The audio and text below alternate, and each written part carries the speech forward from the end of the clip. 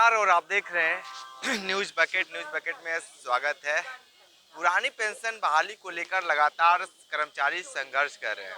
चुनाव की सरगर्मी भी बढ़ गई है और देखिए कि तमाम लोग हैं और चुनाव चुनाव तो अभी दूर है, लेकिन जो सुगबुगाहट है तेज बढ़ती जा रही है।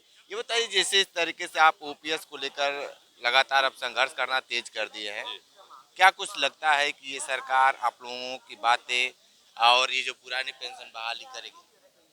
देखिए, हम लोग सरकार पे भरोसा तो नहीं कर सकते हैं, लेकिन अपने संघर्षों पे जरूर हमको भरोसा है और हम लगातार ये हमारा चलता रहेगा और इसके विभिन्न रूप आपको देखने को मिलेंगे, लेकिन हम लोग अपनी मांगों को मनवा करके ही दम लेंगे। ये चीज बहुत नहीं, ये तो महत्व आप लोगों का चल ही रहा है, लेकिन जी जिस तरीके से आप लोग चाह रहे हैं अभी तक कुछ जी सरकार का सही रुख नहीं देखने को मिल रहा है, क्यों? नहीं नहीं, ऐसा नहीं है।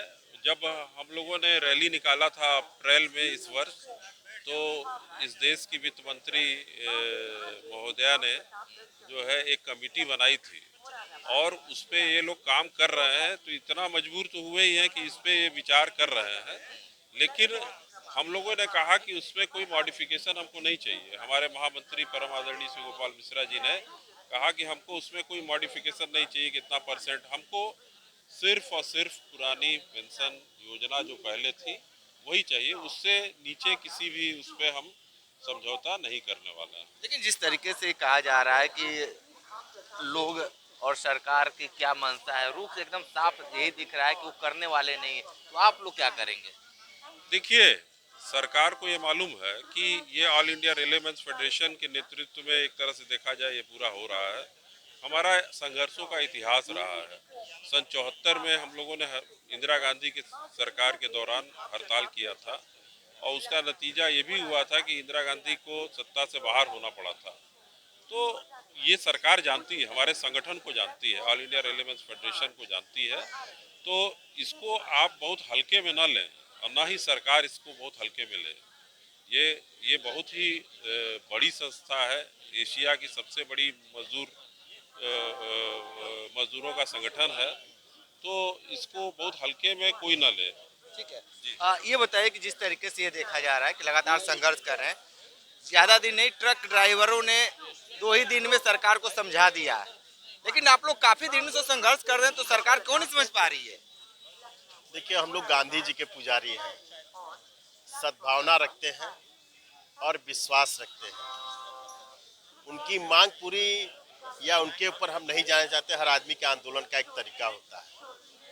हम लोग जो है सरकारी कर्मचारी हैं, चाहे केंद्र के हो चाहे राज्य को, हम लोग नोटिस देते रहते हैं और नोटिस के दौरान काम होता है। देश का रेल का चक्का जाम होगा, उसके को तो तरीके हैं, संवैधानिक व्यवस्था है जिसके अनुपालन में दायरे में रह करके हम लोग ये आंदोलन चला रहे हैं। निश्चित रूप से आपने हमारे मौन व्रत का भी कार्यक्रम प्रसारित किया और जनपद स्तर से लेकर के राष्ट्र स्तर पर आप लोग के माध्यम से माननीय राष्ट्रपति महोदय का, प्रधानमंत्री महोदय का, मुख्यमंत्री का ध्यान आकर्षण किए और इसके तहत आज रेल का चक्का जाम होने से पहले ये भूख उपवास 4 दिन का है जो हम लोग कर रहे हैं।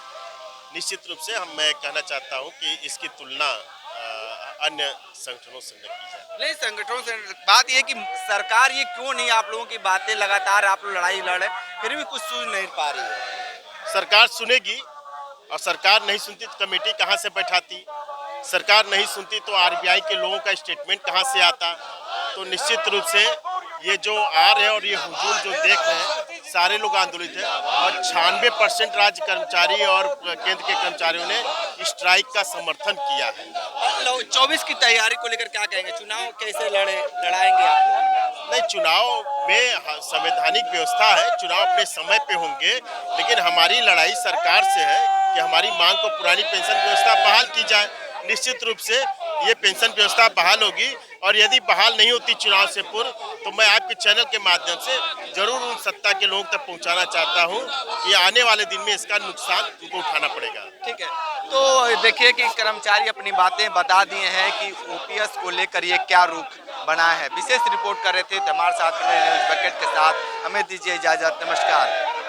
पेश है न्यूज बकेट हिंदी मासिक पत्रिका। पढ़ें इस महीने की पूरी खबर विस्तार से हमारे न्यूज बकेट की मैगजीन में। हमारी ई मैगजीन को मुफ्त में पढ़ने के लिए अभी लॉगिन करें www.newsbucket.in पर। इसके अलावा रोज की ताज़ा खबरों के लिए हमारे YouTube चैनल को तुरंत सब्सक्राइब करें।